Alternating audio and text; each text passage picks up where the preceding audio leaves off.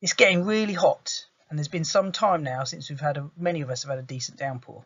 That means fisheries are starting to feel the pinch. We've organised this forum meeting tonight to raise awareness of the issues faced by fish and fisheries during warm weather. We wanted to help with what you should do and give you some advice to see you through the rest of the season and into the future. By hook or by crook, the time of tonight's meeting really couldn't have been much better. So a little bit about me. Well, my name's Jerrom. I'm a fisheries specialist. I'm based in East Anglia in the Great Ouse and Fenland catchment. I've been working for the Environment Agency for about 20 years now, and pretty much since day one I've been involved in fisheries incidents. My team actually have a really good Facebook account. There's a little picture of it on the bottom of the page there. If you just search for @Ouse Fisheries or Environment Agency through Facebook, you'll find us. Pretty good coverage of the sort of work we do, including incidents and some advice as well. So a little bit about the Environment Agency's fisheries service. So all teams offer a fisheries incident service. This is 24/7 staffed, so whenever you get an issue, whether that's the weekend or out of hours, we're able to take that call and offer assistance. This is proudly funded by fishing licence income. It's a really important part of how we use that funding, and quite often we're welcomed by angling clubs that haven't really used the Environment Agency before or don't think they have, and then our service proves to be really useful. So hopefully you'll learn a bit more about that as we go on. So hopefully you'll never need to use it, and your fishery will always remain healthy and safe, but things do catch us out. Generally, if you make a call to us, which is the 0800 80 70 60 number, that will be because probably fish are in distress or they're dying. That means we'll ask a few questions. We really need to understand what's going on, what response we might need to provide, and what kit we might need. Also causes, and also what priority that might be for us.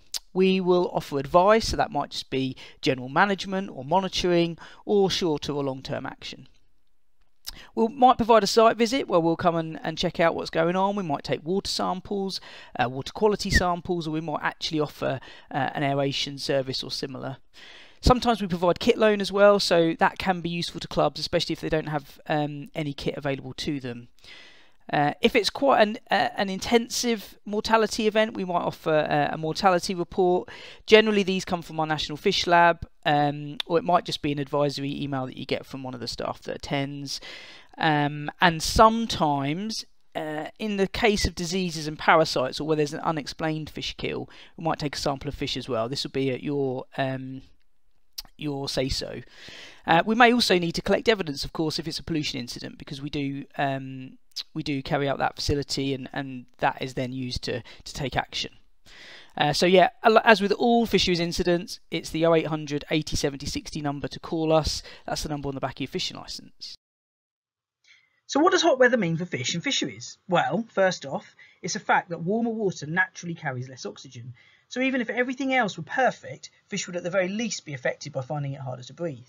But of course, and is the case for most of the country at the moment, warm weather can come hand in hand with less rain, which means less water, so lower river levels and less space for fish. The risk from disease and parasite infection also raises because they love it when it's warm and their hosts are stressed. And then when we do get rain, we can get it in one lump. Thunderstorms can be a disaster for fisheries. I shall try and go through these issues now in a bit more detail.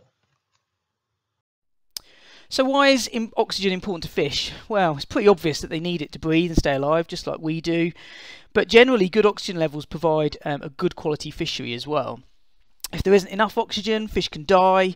If there isn't quite enough, then it can stress fish, and stressed fish are more prone to disease and parasites. So if we can regulate oxygen levels, we can actually keep the whole fishery healthy, probably better performing in terms of a fishery, and protect stocks long term.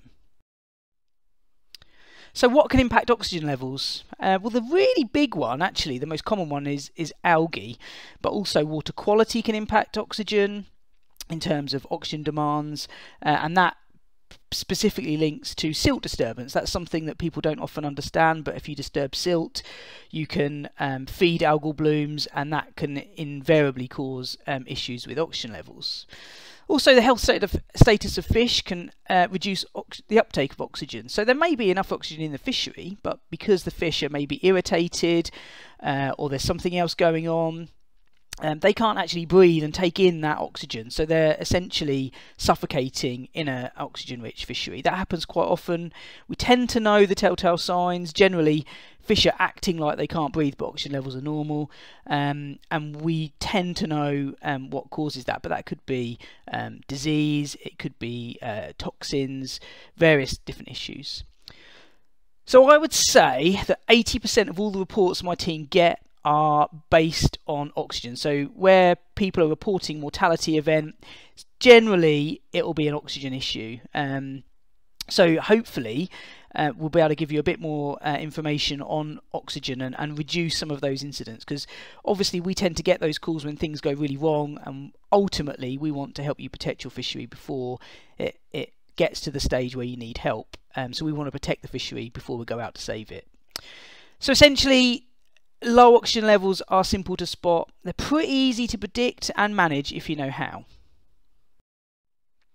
So algae, talked about that earlier. So these are really small plants that photosynthesize in water. They use carbon dioxide and create oxygen, which is great. So they're your natural oxygen provider for your fishery. Along with plants as well, they will all produce oxygen and help your fish stay happy. Now then, you can get situations where you get really large blooms of algae which start to stress the fishery. Now, they can create oxygen, but quite high levels. Now, fish are really good at dealing with extremes, but once you start fluctuating those extremes, so from really high oxygen levels, for example, to really low oxygen levels, it really starts to stress the fish out. And that's what happens when you get an algal bloom. Essentially, they produce lots of oxygen during the day, and then overnight, as photosynthesis reverses, that oxygen actually is taken out by the plant, and the fish that are used to that higher concentration are there.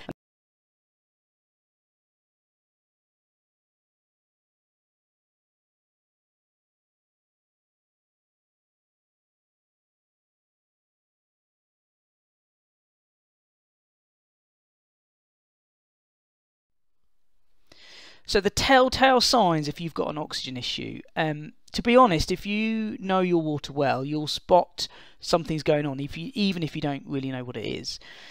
Now, the thing that we look for, and we tell anglers and club officials to look for, are what we call moribund fish. These are fish that are mooching around in the margins. They might be show signs of stress, like the picture on the bottom right there, with some fungus on it. But essentially, these are fish that are moping around, but they're not feeding, they're not moving away as you walk up to them, they're not bolting off.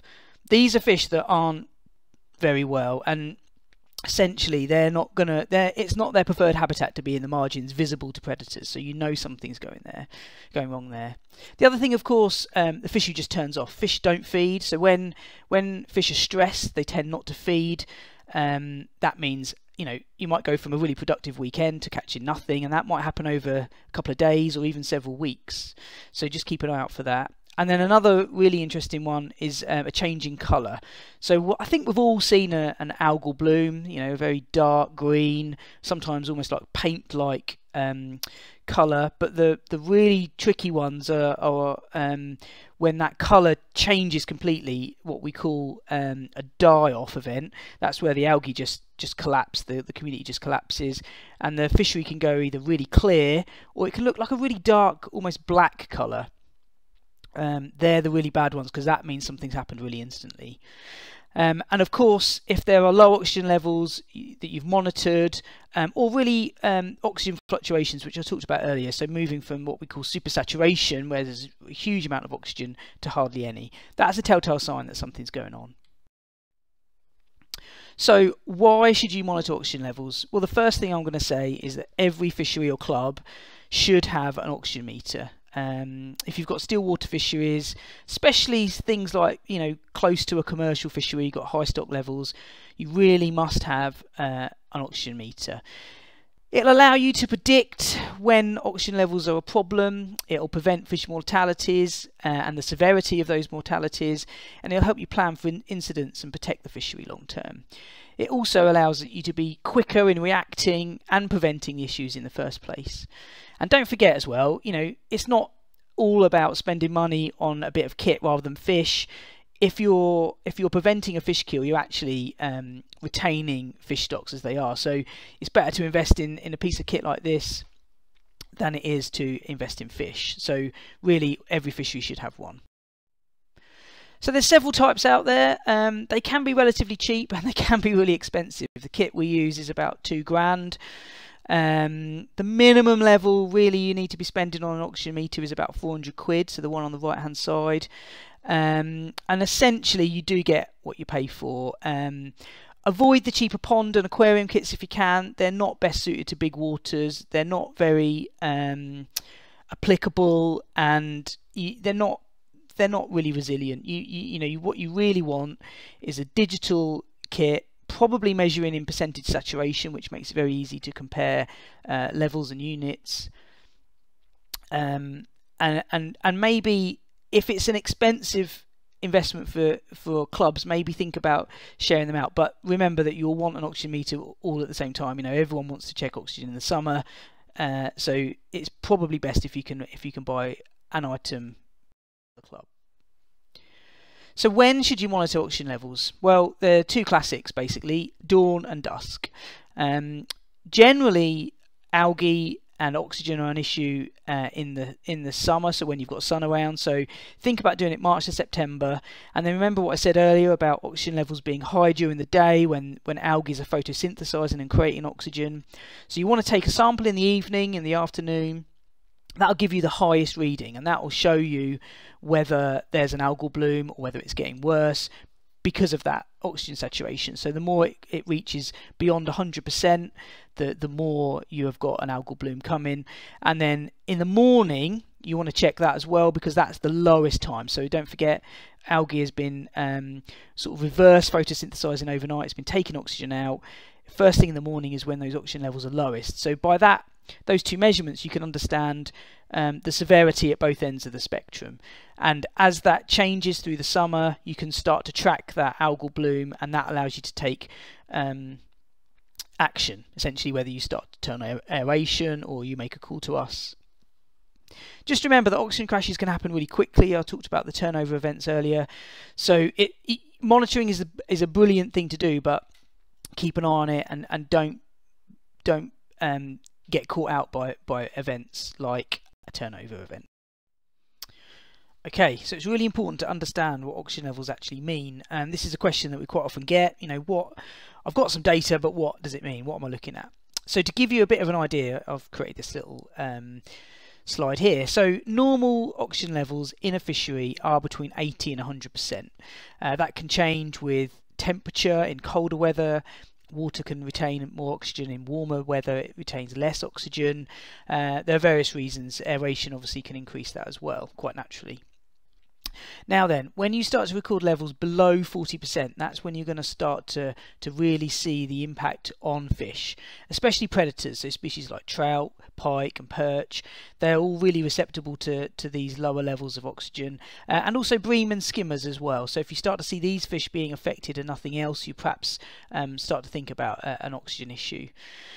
When you get to about 25%, then this really can be potentially dangerous, and it'll affect wider species, including carp and tench, which tend to be a little bit hardier. Roach and rudd, species like that, they will start to you'll probably start to lose the odd fish from about this period here, and it all depends on how quickly it's dropping as well. So if it's stayed at 25% for some time, that might be okay. If it's gone from 60 to 25% in a couple of hours, then that's something to keep an eye out on. Anything below 10%, and that means an almost certain mortality. You will definitely lose fish, even if it's been like this for a couple of hours. But the longer that period lasts for, the worse the impact is going to be in terms of stress and in terms of mortality as well. So it's really important to keep levels above 25-30% and ideally above 40% if you can. it's really important just to keep an eye on those oxygen levels, and like I've said throughout, keep an eye on the trends. Watching them come down and go up is a really good sign that something's going wrong, and then you can act before it actually does go wrong. So I've talked a little bit about extremes, so just to recap on that, very low and very high oxygen levels are typical signs of an algal bloom. And fish are good at dealing with extremes in general, but they don't like that fluctuation. Anything above 200% is quite common. That sort of supersaturation means that there's a lot of vigorous algae injecting oxygen into that fishery. Expect the highest oxygen levels during the day in hot conditions when the sun is strongest. And again, the lowest levels are in the morning. So I just mentioned turnover events, and I just want to explain that a little bit more. So what I've stolen this PowerPoint slide here, but what you can see essentially is that generally the more oxygen in a fishery, and actually this tends to be more common on older fisheries, estate lakes, where there's a organic sediment loading, so really old sediments. Essentially, the higher up in the water column, the higher the oxygen levels are. Then you can get a rainfall event, so thunderstorms. It's much cooler water, and what that does is that essentially lands on the lake and then pulls that surface water down with the heavier water. The oxygen depleted level at the bottom then moves up to the top. It all mixes, and that strips out the oxygen completely, and that can happen in a matter of hours, completely unwarned. And they are the really big ones. If we go out to a turnover event, that can be serious, and I've seen almost 80% mortalities as a result of one of those. So keep an eye out for that. Thunderstorms in warm weather and big algal blooms are the things to look out for. So aeration. Most anglers have seen aeration in some way, some form at fisheries that they go to. Just a little bit of a word of warning, they aren't as effective as they may look. They only raise oxygen levels by about 10 to 20% at best, and it's really localized. So if you've got an aerator on, it'll probably only provide an aerated, what we call survivable area within meters of that appliance. So you've got to be really careful. You should know where you're going to deploy your aeration. You need to know where you can get your units from and how to put them in. And by that, what we mean is it's not just as simple as whacking in an aerator. You need the right one for the right place. Generally, put it in the deepest area or where fish are congregating. So fish will tend to find the most oxygenated areas, but you might potentially put it in the windward end of the lake where fish have been blown down to because they're weak. And avoid shallow, silty areas. Disturbed silts can feed algae and just make matters worse. So surface aeration. So these are the ones that we've all seen. Paddle wheels, we've seen them on cart waters, or the mini jet ones. So they're pretty much an instant hit. They'll provide areas of oxygen. They do reduce silt disturbance because they're based on the surface. So if you've got a shallow fishery, then a paddle wheel is probably the right thing to go for. And they can create flow as well. So some fisheries like a paddle wheel on because it creates a bit of flow, which encourages feeding. Of course, you wouldn't necessarily want to do that if fish are stressed, but it does have sort of a side positive. Cons, so they are limited in their effective area, like I mentioned earlier. They're quite expensive to run, and some fisheries seem to run them 24/7, and they require power. Now, that obviously means cost, but it also limits where you can put them because you need cables. That can be expensive. You might need generators. The middle picture there is a solar-powered paddle wheel. These are pretty good, but remember that if you're installing a paddle wheel because of an emergency, actually it might not be active at the right time. So if you've got a very overcast day when you've had a turnover event, that paddle wheel isn't going to be effective as a powered one. Then you get the subsurface aeration, which essentially directly jets air into the water. These are pretty good because it diffuses air into the water body itself. Again, it can create a bit of flow. The cons though with these are that they do disturb the silt. So because it's jetting downwards, it can disturb the silt. Again, it requires power. Water pumps and plunging aeration. So the amount of times we've turned up at a fishery and you've got every pump going, jetting water onto the surface. Now, they are pretty accessible. every farmer's got access to this sort of stuff, and they can be better than nothing, and they're generally easily deployed, but they are quite limited in effectiveness, and again they can disturb silt, so it's a last resort. Chemical aeration. Now, this is something that's really effective. It's something that my team and a lot of teams across the country use, but it is really difficult to use in terms of safety. You can see all the PPE we've got there. It's quite expensive. It's not very easily accessible. I would say this is what you need when you've got the worst case scenario. And we provide the service, but you can also buy that in from consultants and contractors, but it's not cheap. Like I said earlier, warm weather usually means a lack of rain, and unfortunately fish need water to survive. My first comment, however, is that fish tend to be quite hardy, and low levels don't always equal an incident. However, fish will tell you when they're unhappy, either gasping for air, mooching around, showing signs of infection, exhibiting distress, or in extreme cases it could end in mortality. If you see any of these, you need to act quickly. Why? Well, low levels and warm water mean less oxygen and higher temperatures, especially if the water is getting really shallow. Anything over 19 degrees is starting to become bad news for most coarse fish, causing stress, the first step in a downward spiral. Disease and parasites will also be able to take advantage, as they are more active in warmer water and their hosts are more susceptible with a lower immune response, just like us when we're stressed. Anything above 25 degrees and fish are literally starting to poach, and for some shallower still waters, we're not far off that now. And of course, for running water fisheries, water quality incidents like pollution can be even more serious when combined with the lower flows due to the lack of dilution. So what can you do in warmer months to reduce risk, spot issues and deal with a situation that's gone sideways? You all know your fisheries and you'll know when it starts to turn off. One simple thing you can do is reduce fishing pressure and also introduce bait limits. These reduce the impact on fish managing stress levels, and less bait means less organic matter that stressed fish won't eat, but other nutrient feeders like algae will.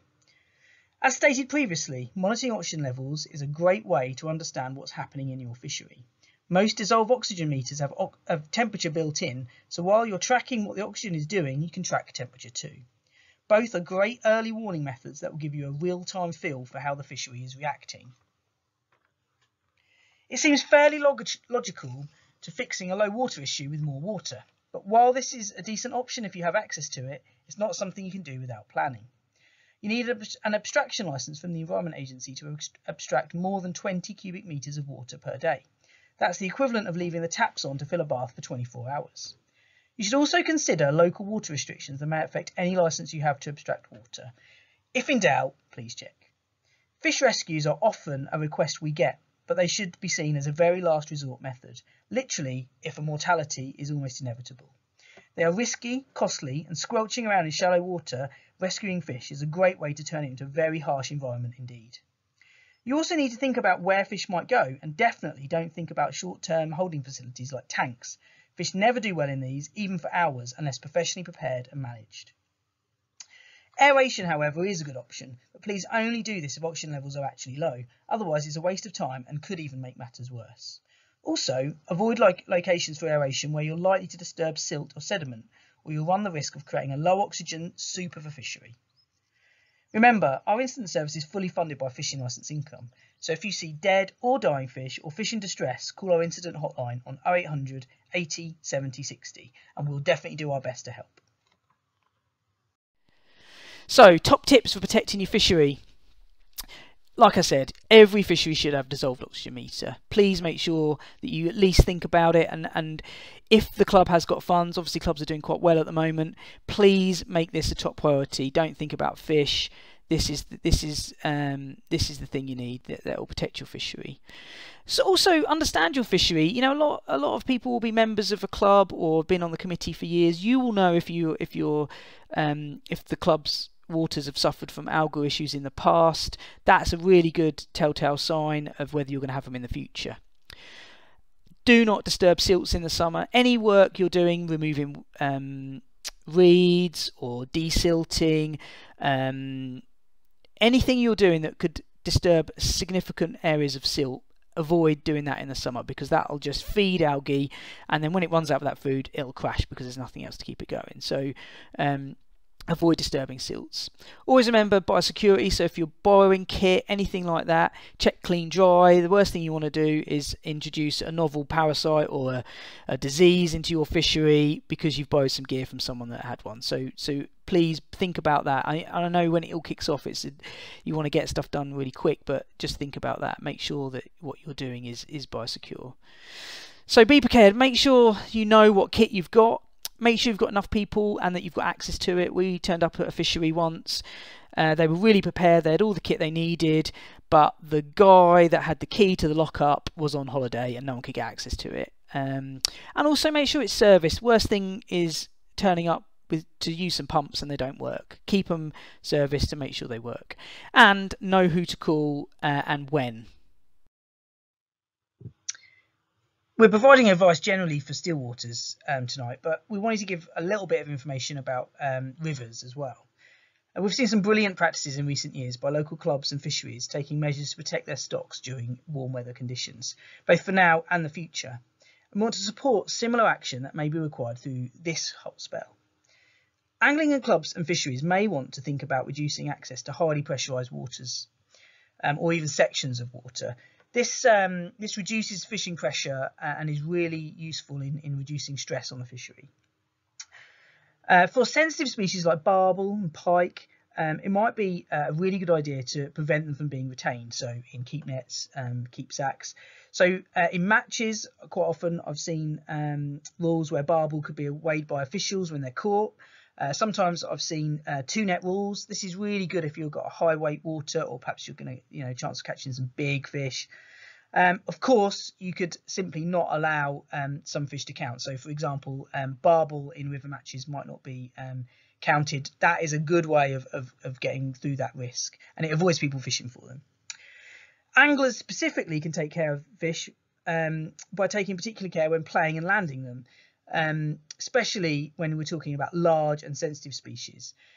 They take up a lot of oxygen, and the longer you play them for, the more oxygen they use up. So it's a really stressful time for them. So reducing how long you play them for, maybe not using such light tackle, is a good option. And really targeting larger fish or sensitive species in water temperatures that exceed 19 degrees in the morning would be a good way to go. I've seen some really good clubs offering updated advice based on daily water temperature readings. This is a really good thing to do and offers club members, really clear instruction day by day based on temperature. So I think that's a really good one to do. Unhooking fish, always do this in the water if possible, and only take them out of the water for unhooking if absolutely necessary. And for river fishing, if you've got fish that are particularly sensitive and you think have struggled through that period, then you can hold them facing upstream to recover. That is the best way. So water will constantly moving over their gills, and they stand the best chance of absorbing oxygen. Avoid taking photos unless it's absolutely necessary, although I'm never sure when it's absolutely necessary to take a photo of a fish.